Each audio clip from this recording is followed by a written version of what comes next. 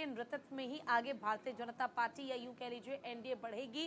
देश का नेतृत्व आगे भी पीएम मोदी ही करने वाले हैं। लेकिन अब क्योंकि अरविंद केजरीवाल ने ऐसा बयान दे दिया है, आपको ये भी याद होगा योगी आदित्यनाथ के करियर को भी समाप्त करने का बयान दिया गया था अगले 2 महीने में, तो अब कहीं ना कहीं लोगों के मन में कुछ सवाल अरविंद केजरीवाल के उस प्रेस कॉन्फ्रेंस ने जरूर ला दिए हैं चारुल, जिसके जरिए लोग भी सोचने पर मजबूर है कि कहीं ये रणनीति तो नहीं है बीजेपी की, कहीं जीत जाए चुनाव मोदी के नाम पर, लोग मोदी के नाम पर वोट दे, ठीक वैसे ही जैसा मध्य प्रदेश में हुआ था, शिवराज सिंह चौहान के नाम पर वोट डले और उसके बाद मुख्यमंत्री चेहरा बदल दिया गया।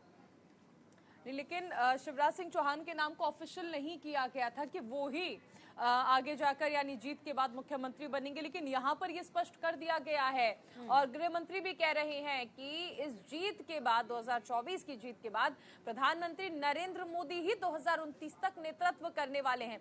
ऐसा कुछ स्पष्ट तौर पर मध्य प्रदेश में नहीं कहा गया था।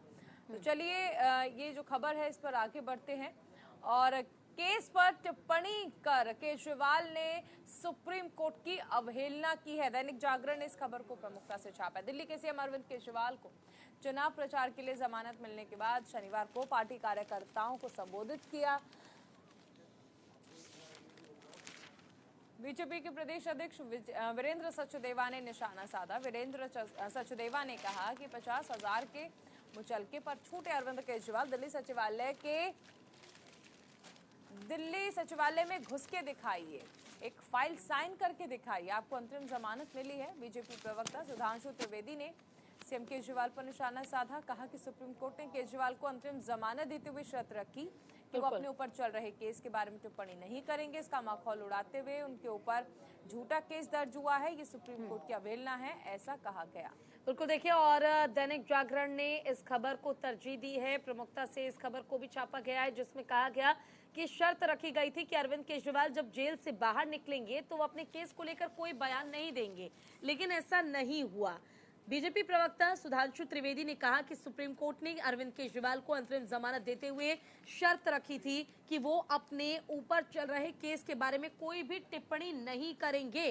केजरीवाल कह रहे हैं उनके ऊपर झूठा केस दर्ज हुआ है, ये सुप्रीम कोर्ट के आदेश की अवहेलना है। अदालत बड़े अपराधियों को भी पैरोल देती है और समय लाइव लोकेशन शेयर करने को नहीं कहती है, लेकिन बावजूद इसके अरविंद केजरीवाल ने कल प्रचार के दौरान, प्रेस कॉन्फ्रेंस के दौरान इस बात का जिक्र किया था कि झूठे केस में उन्हें फंसाने की कोशिश की जा रही है। चारों बिल्कुल, अब देखिए ये है कि बीजेपी ने तो इसे सुप्रीम कोर्ट की अवहेलना मान लिया है, लेकिन क्या माननीय सुप्रीम कोर्ट इसे अवहेलना के तौर पर लेंगे? और अगर ऐसा लेते हैं तो फिर क्या होगा, अगला स्टेप क्या होगा?